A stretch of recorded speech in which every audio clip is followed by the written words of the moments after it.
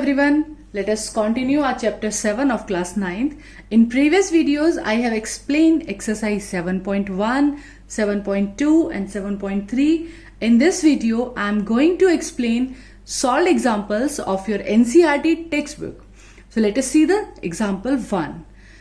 In this example, this figure is given to us and OA is equals to OB, OD is equals to OC, and show that triangle AOD is congruent to triangle BOC. One thing I want to tell you here, AOD, first alphabet is A, and in this triangle first one is B. Okay, so point A is corresponding to point B of another triangle.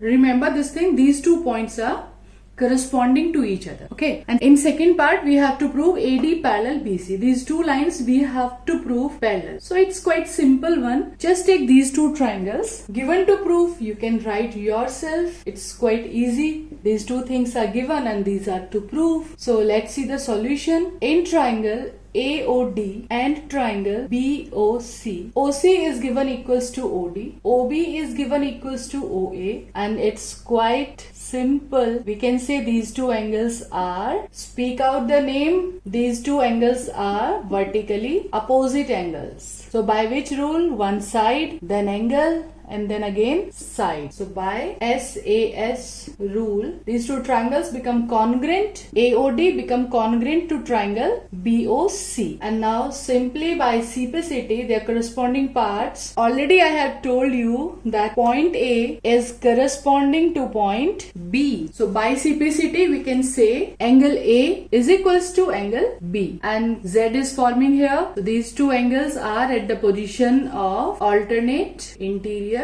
angles. So what can we say? Therefore, line AD must be parallel to BC. Okay, in this way we have proved this. Now next example. In this example, AB is a line segment. Let's draw the figure. AB is given us any line segment and line L is its perpendicular bisector. Perpendicular means making angle 90 degree. Bisector means dividing it into 2 equal parts. So just take the midpoint and this line will be, draw a perpendicular from here. So this is a line which is perpendicular to AB and dividing AB in 2 equal parts. Means AC is equals to BC. Now further, if a point P lies on L. Any point P is existing anywhere we can take. If any point P we are taking on this line, it's an important result. You should remember it. Any point on the perpendicular bisector is equidistant from A and B. Equidistant means distance is equal. So distance of P from A, this distance is equals to this distance. This we have to prove. Okay, so let's write. It's given line L is perpendicular bisector of AB, and to prove point P is equidistant means PA is equals to PP. This we have to prove. Clearly these 2 triangles are here. So let's try to prove them congruent. In triangle APC and triangle BPC. AP and BP, we are taking corresponding parts. In this way, APC, BPC. And it's clear by name. You can see here this line PC in both the triangles. So its PC is common in both. Okay. So let's write this thing. PC and PC common. AC is equals to BC. And also if you name these angles, angle 1 and angle 2. So angle 1 is equals to angle 2. Each 90 degree. And why this AC and BC? As C is midpoint of AB. Students, once again I am reminding you that if you are using these notations, angle 1, angle 2, it's mandatory to show these notations in the diagram. Otherwise it is meaningless. It doesn't give any sense about what angle you are talking here. So it's simple. By SAS rule, triangles become congruent. Triangle APC become congruent to triangle BPC. So their remaining corresponding parts, we can say they will be equal. So by simplicity, we can say AP is equals to BP. This we have to prove. So hence proof. Let us see example 3. It's also quite simple one. Line segment AB. This line AB is parallel to CD. It is given to us. So we can write in given concept. And O is midpoint of AD. O is given midpoint of AD.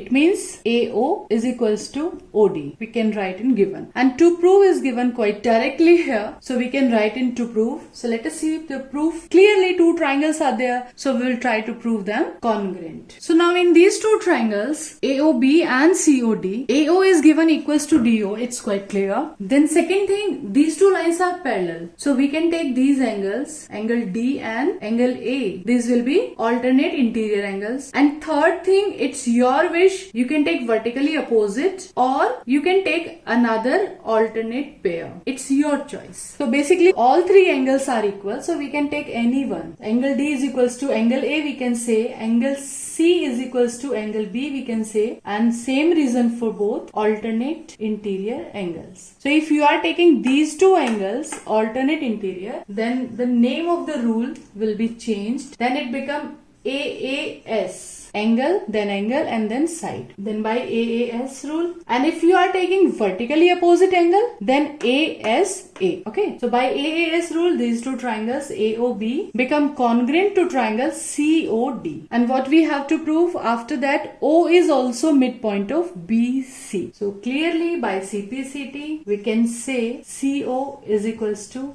BO. We can write the same statement. Hence O is also the midpoint of BC. Now next example 4 says that in triangle ABC, the bisector AD of angle A. Means we have to draw bisector of angle A. Means dividing angle A in two equal parts. If we name them angle 1 and 2, it means angle 1 is equals to angle 2. Further, bisector AD of angle A is perpendicular. This bisector is perpendicular also. This is making an angle 90 degree also here. AD, bisector of angle A, and perpendicular to side BC also. So if I write these two angles 3 and 4, so it means angle 3 and angle 4, each one is 90 degree, and this we have to prove. Show that AB is equals to AC. Now to prove AB is equals to AC, let's take these two triangles and write the equal things of two triangles. Angle 1 is equals to angle 2 as AD bisects angle A. Then angle 3 is equals to angle 4, each 90 degree, and AD is equals to AD.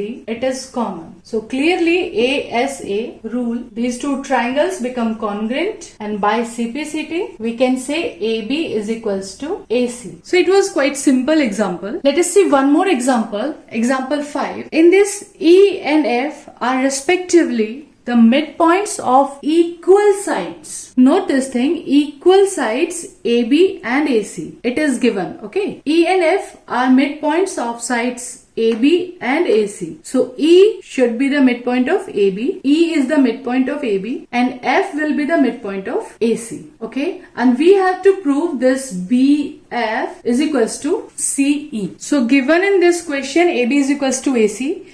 E is the midpoint of AB and F is the midpoint of AC. And what we have to prove, BF is equals to CE. Now let's see the proof. Which triangles we should take to prove this result. So let us take these two triangles, A, B, then F and A, C, E. So in these two triangles, A, B, F and ACE, given side AB, we can say equals to AC. And another thing, half of the side AB, as E is the midpoint. Okay, so half of the side AB, this is the part of the triangle, also half of the side AC. These two things we can say equal. And third thing, it's quite simple. We can take angle A in this yellow triangle also, and the same angle A in the pink one also. Okay, so we can say angle A is common in both the triangles.